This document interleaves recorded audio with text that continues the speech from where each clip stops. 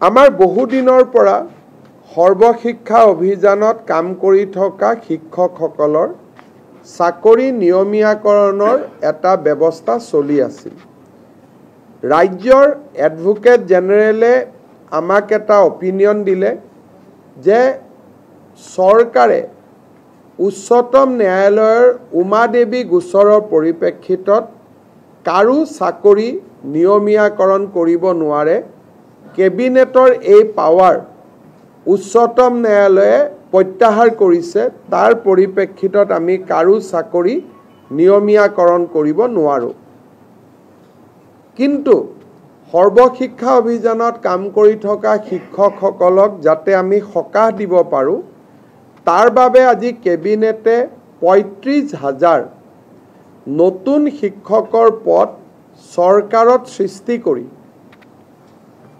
SSR শিক্ষকসকলৰ বাবে এটা স্পেচিয়েল ৰিক্ৰুটমেণ্ট ড্ৰাইভ কৰিব খুজিছে। অৰ্থাৎ এই বিশেষ ৩৫,০০০ পোষ্টত অকল SSR কাম কৰি থকা শিক্ষকসকলেহে আবেদন কৰিব পাৰিব আৰু বাকী নিয়মীয়া যিবিলাক পোষ্ট তাত ফ্ৰেছ কেণ্ডিডেটবিলাকে আবেদন কৰিব পাৰিব।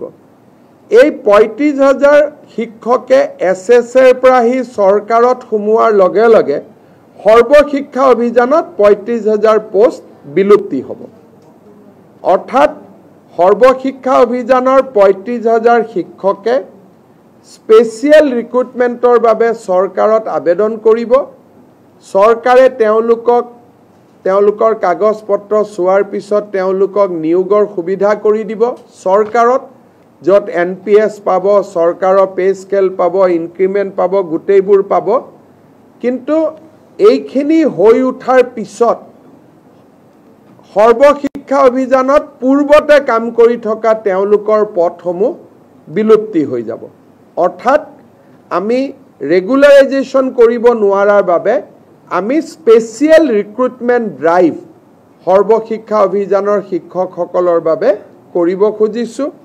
আৰু ইয়াৰ ফলত মই ভাবোঁ যে অহা ৪-৫ মাহৰ ভিতৰতে সৰ্বশিক্ষা অভিযানৰ প্ৰতিগৰাকী শিক্ষকেই চৰকাৰত নিযুক্তি পোৱাৰ সম্ভাৱনা মুকলি হ'ব। আজিও তেওঁলোকে ৰেগুলাৰ ৰিক্ৰুটমেণ্ট ড্ৰাইভত কিছুমান তেওঁলোকে ৰেগুলাৰাইজ হৈ থাকে, কিন্তু এইটো তেওঁলোকৰ কাৰণে হোলচেল কৰা হ'ব। সেইকাৰণে আমাৰ ৩৫,০০০ শিক্ষকে চৰকাৰত সোমাবলৈ এটা সুবিধা পাব।